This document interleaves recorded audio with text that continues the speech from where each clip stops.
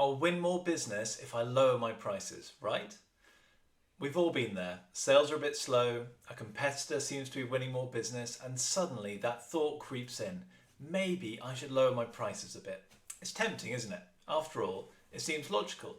Lower prices should attract more customers. Job done. Except it rarely works out that way, especially for service businesses with recurring revenue models.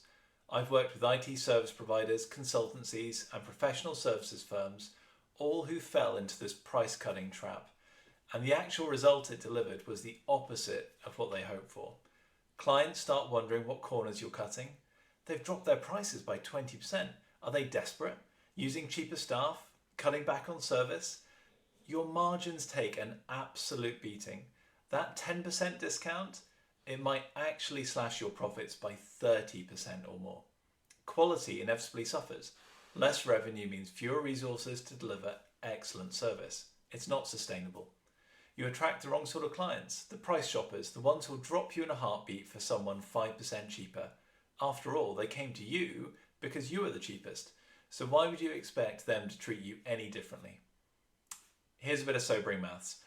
A 5% increase in your pricing can translate to roughly a 10 to 25% increase in profits. But flip that around. A 5% discount might mean you need 50% or more customers just to stand still, as you've slashed your profitability. For service businesses, that's a lot of new customers.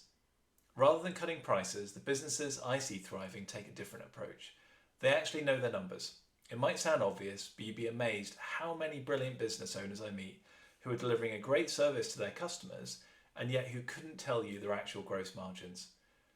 They're properly nosy about their clients' problems, and not in a weird way, but they genuinely understand what keeps their clients awake at night. When you know what problems you're solving, price becomes secondary. They talk about outcomes, not hourly rates or fixed monthly fees. Will help you reduce your staff turnover by 25% is far more compelling than we charge X dollars per hour. Here's something that might surprise you. When service businesses finally pluck up the courage to raise their prices, they usually discover that 1. Their best clients rarely bat an eyelid. 2. The ones who kick up a fuss are typically the most demanding and least profitable. It's a little bit like tidying your garden. Sometimes you need to prune back to allow healthier growth.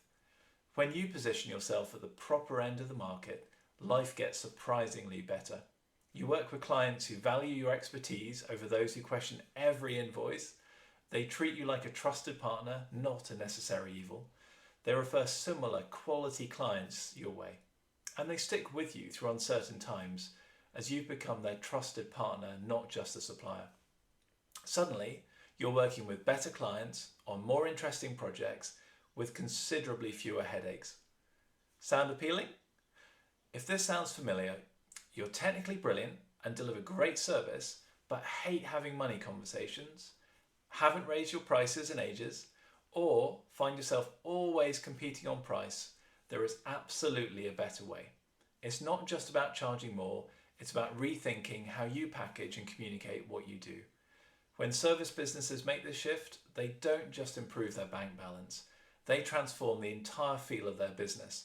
Fewer sleepless nights, more satisfying work.